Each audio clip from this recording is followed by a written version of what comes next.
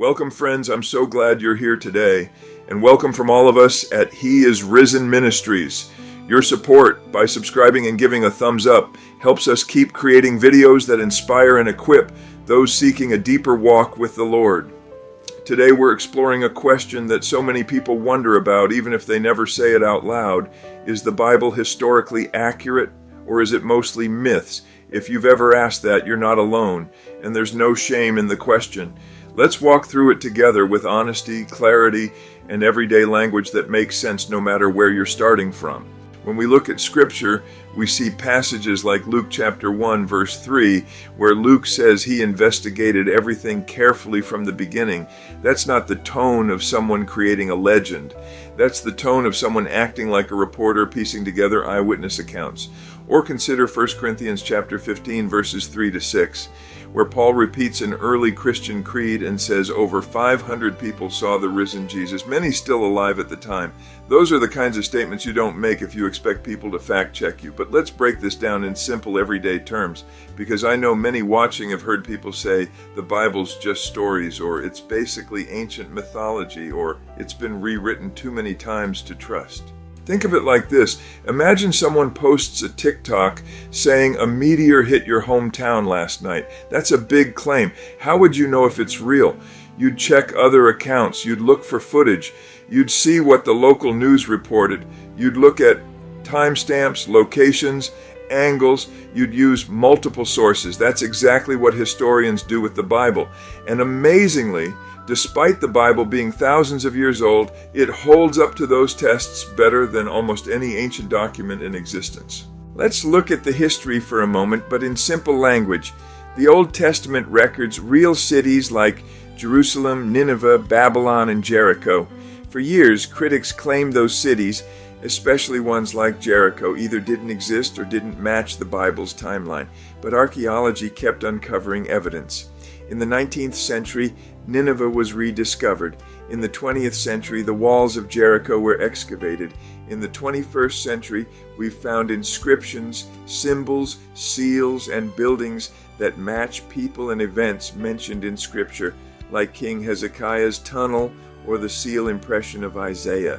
On the New Testament side, we have ancient writers outside the Bible, people like Josephus, Tacitus, and Pliny the Younger, who mention early Christians, their beliefs, Jesus' crucifixion, and how followers were convinced he rose again. These weren't Christian authors. These were government officials, historians, and critics, yet they confirm the same historical core. Here's a simple way to picture it. Imagine someone tries to start a rumor on the internet about a celebrity who's still alive. If the rumor isn't true, it gets shut down fast. Eyewitnesses correct it. Screenshots prove it wrong. That's what makes Paul's statement about 500 eyewitnesses so powerful. When he wrote those words, the people were still around to say, "Yes, I saw him," or "No, I didn't." And history shows that the early church exploded in growth, not because they followed a myth, but because they believed something happened they couldn't deny. Now let's break this down like we're talking in a coffee shop. When people say the Bible's been changed too many times, what they usually mean is they heard a clip online or a statement in a documentary. It sounds smart, but it's really vague. The truth is that ancient manuscripts of the Bible, handwritten copies, are more numerous and more consistent than manuscripts of almost any other ancient writing. Think of classic books you read in school, things like Plato's works or Julius Caesar's writings. We have far fewer copies of those, and the earliest ones are much farther from the original dates. But no one questions their authenticity. The Bible, on the other hand, has thousands of early copies, and the tiny differences between them don't change the meaning of any major teaching. If the Bible were a digital file, historians would say it's one of the best preserved documents of the ancient world. Let's slow down for a second, because I want all of this to feel relatable. You know how when a story gets retold online, like a meme or a trending challenge, it can change depending on who shares it? Someone crops the image, someone adds text, someone adds a filter. Suddenly it's not the same. Ancient myths work that way. They grow and shift and morph with each retelling. But biblical texts don't behave like myths. They stay consistent across centuries and across communities. And that consistency is something historians recognize as a sign of authenticity. The The stories themselves don't behave like myths either. When ancient myths describe gods interacting with the world, they describe imaginary places, imaginative creatures, and fantastical events with no grounding in real geography or real history. But the Bible names real leaders, real kings, real rivers, real cities. It places events in specific years. It ties the story to the world of actual politics, governments, wars, and migrations. And when archaeologists dig in those places, they find things that line up. Let's talk about one example. In the book of 2 Kings, chapter 20, verse 20, it mentions a tunnel King Hezekiah built to bring water into Jerusalem. For a long time, people said that's just a legend. But then archaeologists found the tunnel. You can walk through it today. It's still there, carved through solid bedrock. There's even an ancient inscription describing how the workers dug toward each other from both ends until they met in the middle. The Bible didn't make that up. It simply recorded something that actually happened. Another example, John chapter 5 verse 2 mentions a pool in Jerusalem with 5 porticos. For years, scholars said, a pool with 5 porticos? That sounds symbolic, not real. But when Jerusalem's ancient ruins were uncovered, they found it, exactly as described. Let's look at something from outside the Bible. A first-century historian named Tacitus wrote about Jesus' execution under Pontius Pilate. A few decades earlier, Josephus wrote about the early Christian movement and described James as the brother of Jesus, the one called Christ. Whether these writers agreed with Christianity or not, their historical notes confirm that the Bible wasn't telling invented stories. It was describing events in the world they lived in. But maybe you're wondering something deeper. Maybe the real question in your heart isn't, is the Bible accurate, but can I trust it? Those aren't the same question, but they're connected. You might trust a friend's story because you trust them, not because you researched every detail. In the same way, the Bible's historical accuracy builds confidence, but faith is ultimately about relationship. It's about trusting the one who speaks through those words. Let's bring this into Gen Z language for a second. Think of the Bible like a long-running group chat with humanity. God started the conversation. People responded. Over centuries, the chat grew. There were screenshots, receipts, records, testimonies. And then Jesus arrived, not as a message in the chat, but as someone joining the room in person. The New Testament isn't people guessing who he was. It's people describing what they saw, heard, and touched. 1 John chapter 1 verse 1 literally says, what we have seen, what we have heard, what we have touched. That's eyewitness language, not legend. Now let's make it even more practical. Imagine your great-grandparent wrote a diary.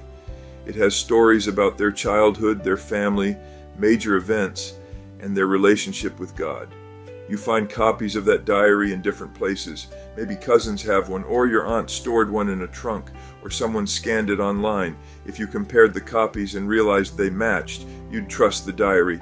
If other historical records confirmed parts of their story, like newspaper clippings or old photos, you'd trust it even more. And the Bible is like that, but on a global scale. Now let's shift from the brain to the heart for a moment. The reason many people ask whether the Bible is accurate is because they're searching for something solid to stand on, something true, something with weight, something they can build their life on. In a world full of opinions, algorithms, and influencers, it's easy to feel lost. But Scripture gives us an anchor, not because it's perfect paper, but because it reveals a perfect God who steps into human history, speaks with clarity, and invites us into his story. Here's a modern analogy. In a world flooded with fake news, AI-generated images, and edited clips, trust is fragile. But certain sources remain solid because they've proven reliable over time.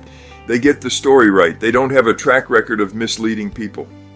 The Bible has that kind of reliability, except magnified across thousands of years and countless generations. Even when people misunderstood it, even when governments tried to ban it, even when cultures tried to bury it, the text remained the same. But there's something even deeper. The Bible's message doesn't behave like a myth. It calls people to love enemies, forgive freely, and live with humility. Myths usually elevate heroes as flawless. The Bible shows its heroes with all their flaws. Moses doubting, David failing, Peter denying, Thomas questioning. If you were trying to invent a perfect story to impress people, you wouldn't write leaders who mess up constantly.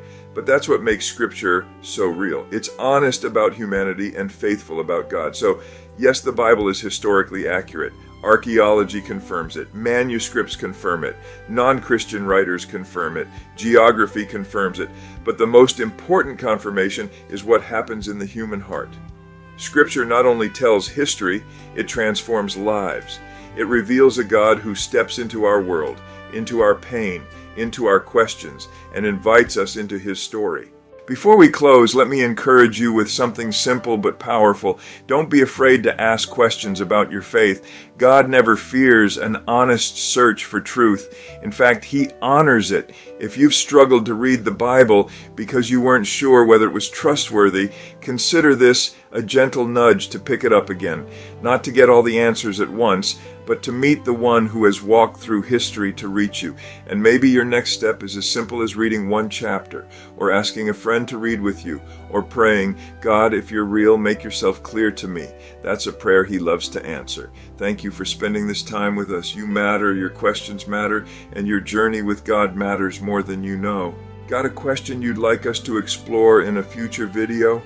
Drop it in the comments below. We'd love to hear from you.